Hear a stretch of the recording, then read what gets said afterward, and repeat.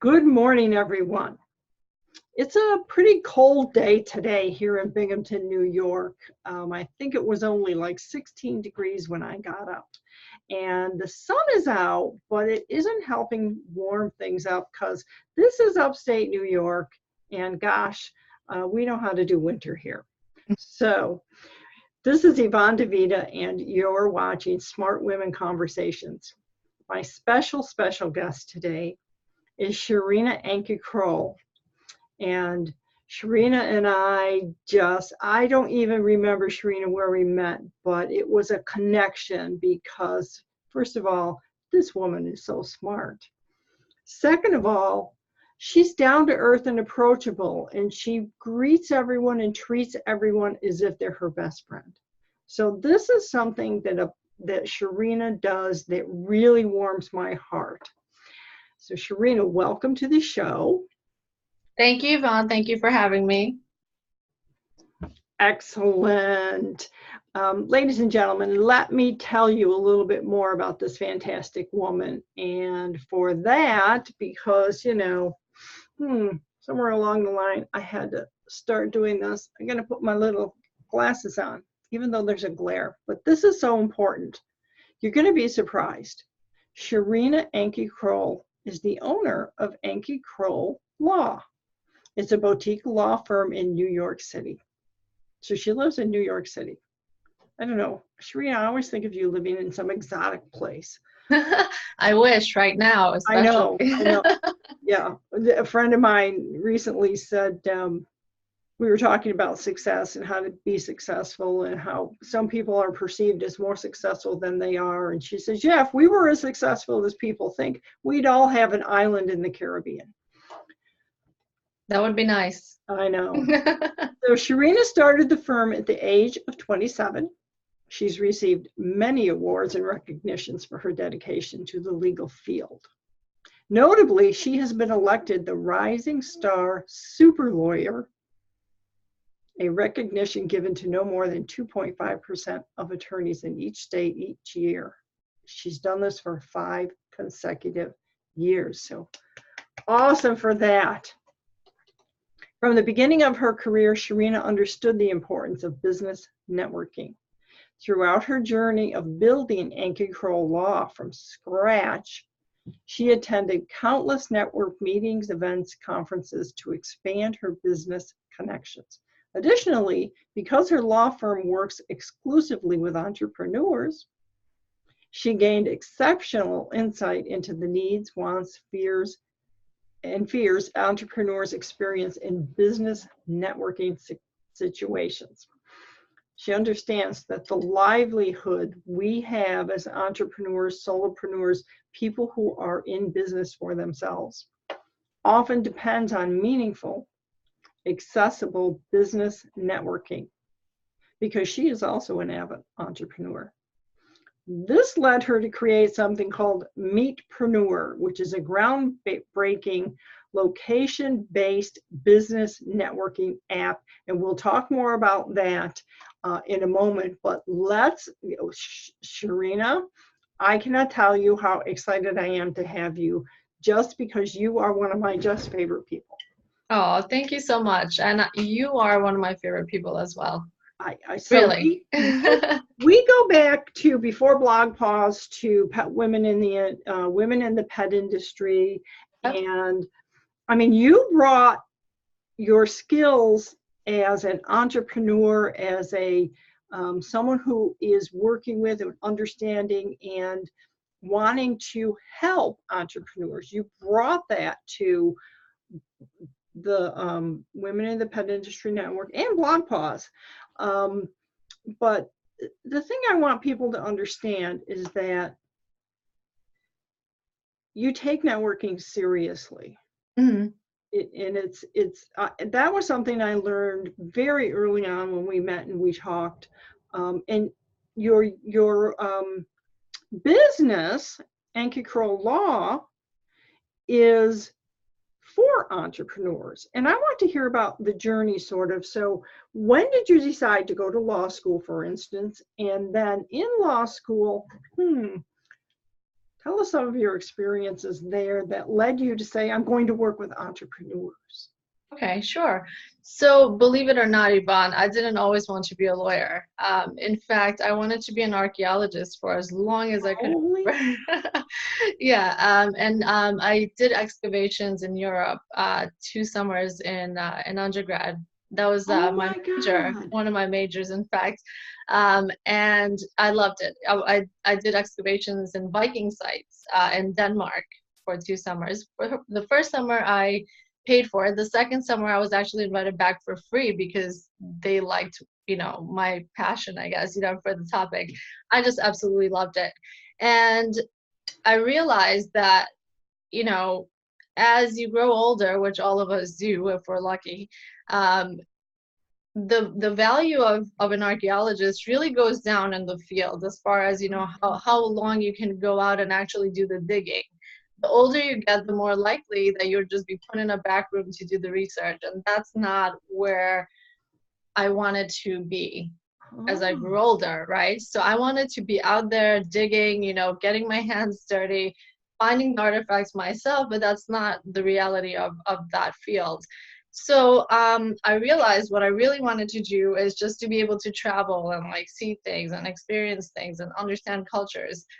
So in order for me to do that, I would also at some point need money. And I thought at that point that lawyers made a lot of money, just hand and fist. But that's not the case, as I found out. So I decided after a lot of thinking that the second best thing that I wanted to do with my life was to, again, dig through and find the truth. And really, the only way you can really do that is through law. You have all this stuff, right? Just stuff. And you have to dig through all of it to make sense, to find the facts. And I really liked doing it. So I decided after my first major to take political science just to see if I really wanted to do it. And then I realized, yes, you know what? I can always travel, and because of my experience now, I can always also volunteer as an archaeologist to do the digs if I wanted to. So I started a job actually in Buffalo because I went to UB in Buffalo for undergrad, where I was working for the DOT, the Department of Transportation, where we were excavating sites for any areas that would have like roads coming in or any big projects, because you're required to have these surveys done to make sure you're not destroying any cultural sites. So after all of that, I said, you know what, I think it's time to take the my God, I'm even forgetting the LSATs. I'm thinking bar exam because that was my last last big exam. But yeah, I took the exam and I decided, this is it. If I do well enough, I'll go to law school and eventually start my own practice, because answering to bosses was never really my thing. I wanted to be in charge of my own schedule and my own life. So I decided, I just want to go to a school that would give me a scholarship so I wouldn't have too much debt. So I went to the school that gave me the biggest scholarship, which was 50% of the tuition. Even that, believe it or not, wasn't much when it comes to all the expenses of law school and everything. And I didn't have parents that could help me with tuition payments or anything like that. So it was all on me. And so once I was in law school, the very first day I remember during orientation, they told us, look to your left, look to your right. They're not going to be there by the time we graduate. So talk about excitement. wow. And the fear they just put you in like immediately. So, you really have to want to do law if you really want to do it. So sure enough, a lot of the people that I started school with never graduated. So they were, either dropping out because they just couldn't handle the stress, or they're being kicked out because they couldn't keep up with the grades. So it does take a lot of effort and energy. And one of the things that most people don't know about law school, we usually have only one exam for the entire semester. So if you're not feeling well on that particular day, that's it. You don't have something else to base your grade on. So it's a boot camp. Yeah. Really at the end of the day. So once I finished law school, it was time to take the bar exam, and I ended up taking 2 bar exams for New York and New Jersey, which is 3 whole days of just absolute, it's like war zone. So I finished the 2 exams, and thankfully I passed the first try, because I was determined to not let another summer of my life go by just studying and studying and studying. So yeah, so that was the whole, I guess, overview of how I came to go to law school. Become a lawyer. So that's really fascinating. And did you find, first of all, when you were doing archaeology, did you find women were treated differently than men? Absolutely. Really? In fact, yes, same thing in law, honestly. I found, actually, I was very lucky to be able to go on a study abroad for archaeology, where the professor was a woman, and she made sure we understood that this is not how it's run. Because even before I went on her dig, I was considering going with another professor who is a male, and he made very inappropriate comments. Now this is, you're looking at 2004-ish. The atmosphere was still a little bit different. This is, like 15 years ago we're talking about. He made comments about, how women should just stick to the research. They're better at that. Just unnecessary drama. Wow. Not true, But anyway, women like yourself or myself, we don't let that kind of thing stop us, right? We just keep going. I'm like, okay, well, that's good for you. Thanks for telling me. But that was one of the reasons I chose to go with the professor that I did go with, because I felt more comfortable having someone like her be a role model and like see how she handled the whole program. Well, And then, again, in law school experience wasn't so bad as far as, gender roles are concerned. However, as soon as I got out of law school, you won't even believe it. Just going to court, random attorneys would be like, oh, shouldn't you be wearing a skirt or something? Or at one time, one attorney actually told me, oh, you should paint your nails red and wear some higher heels, which was completely, you just can't even imagine the look I had on my face. This was opposing counsel. These things are just always there. And I'm hoping, for the, when my daughter is of my age, that things like that don't happen. But well, that's a very good segue, because now you're a mom. right. You have this law practice, but you're a mom. You have a son and a daughter. Mm-hmm. And I mean, they're just adorable. So you do share on Facebook, and they are definitely, I don't know your husband, I've never met him, but they certainly are an extension of you, Shahrina. And it has to be difficult running a law practice and being a mom, especially to 2 young children. Right. Well, my son is 4 and my daughter is 3, so they are pretty little. And in fact, when I met you at Women in the Pet Industry, I just found out I was pregnant. I hadn't told anyone at that meeting, because I literally found out before I embarked on my plane ride. So, we kind of have known each other for that whole span of me, like experiencing motherhood and everything. So it was, and it still is, very difficult, because it is a law practice that I built on my own. So I don't want to give that up. Right. It's not as easy as when you have a job and you can say, okay, I'm just, I'm done. I'm taking a break. Mm-hmm. If you take a break from your own business, any business, not just a law practice, to come back to revive it to where it was is near impossible, because people tend to just assume you gave up and you close shop, that's it, you're done, or that you're no longer competent. So that is, not something you want to do with your business, no matter what field it is. So do you think, I assume your husband is a big help? He is a big help. In fact, you know, he's always very encouraging, and he's a support system, of course. And I think it's really necessary to have a partner who can understand, and even if he doesn't understand, he's just there. You know what I mean? Mm-hmm. A lot of things he obviously doesn't understand because he's not.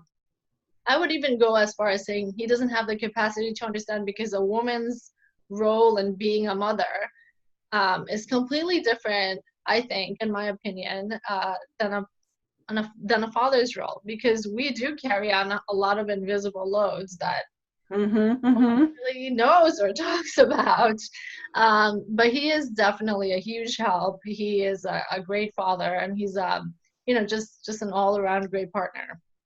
Well, so you said earlier that you didn't have family to help you when you were in school. Do you have Right. family to help you now other than your husband?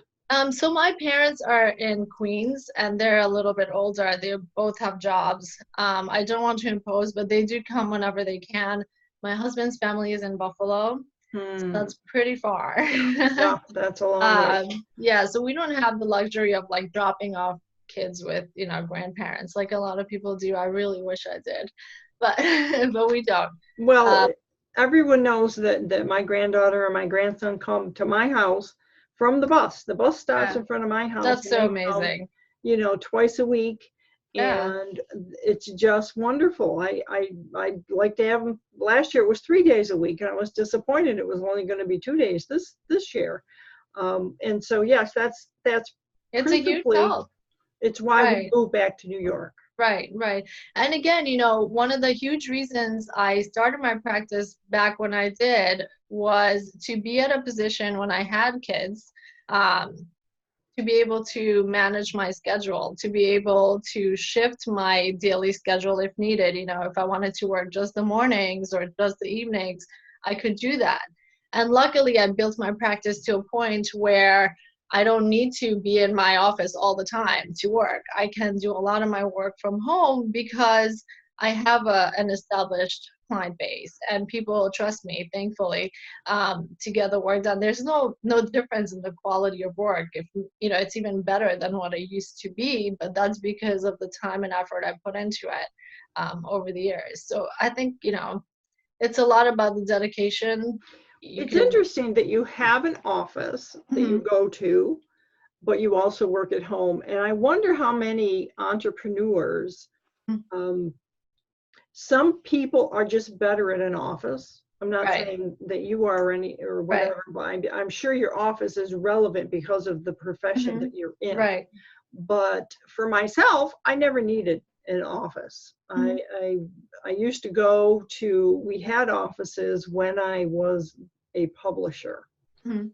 And it just seemed to me that we spent so much time in traffic Right. that was wasted. I mean, it isn't like today when you could probably do work on your phone or even have a tablet with you to do work with. But it's interesting to me that you have an office, but you also work at home. Do you do more at the office, more time at the office or at home, or is it just day to day or week to week?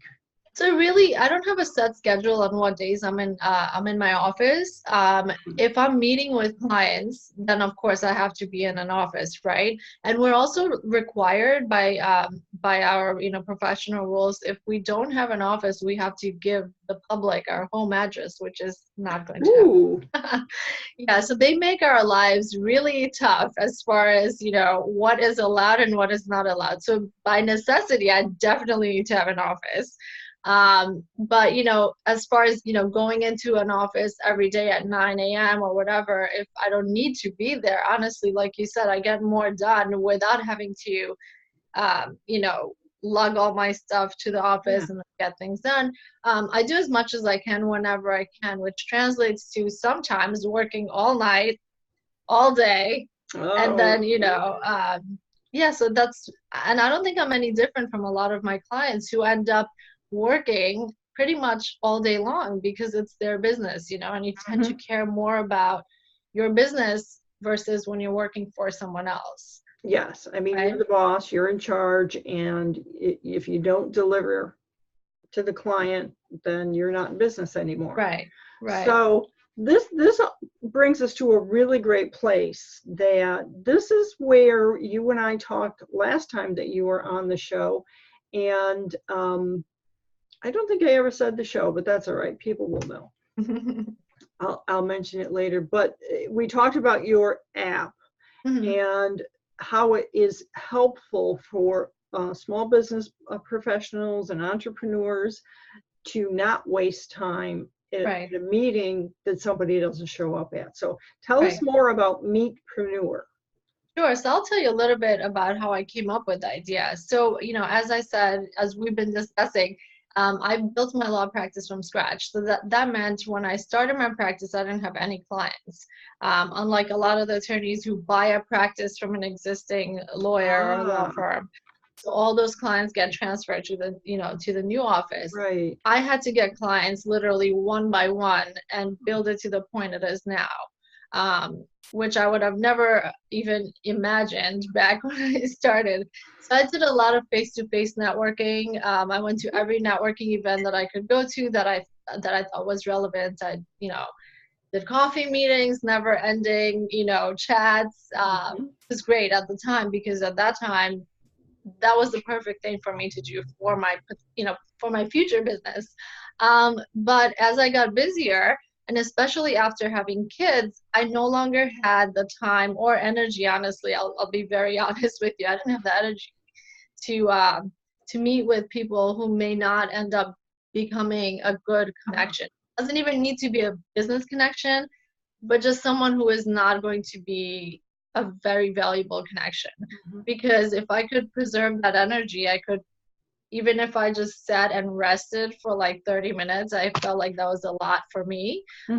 Much more beneficial personally, because I do think, I do think personal care is important when you're an entrepreneur. You can't burn yourself down to the ground and then expect to also serve your clients, right? So now going back, one day when my daughter was about 6 or 7 months old, around there, I forget exactly how many months old she was, and my son was just 2 years old. Those are really small for those of us who don't have children. I didn't even know what that meant before I had children, but at that age, they're really needy. They're doing everything all the time. So I met with I was planning to meet with an attorney who had been emailing me nonstop for months to see if she can sit down with me to talk about how I started my practice, basically to just get some ideas on how she should start her practice. So I finally said, okay, you know what, fine, I'll meet with you over lunch.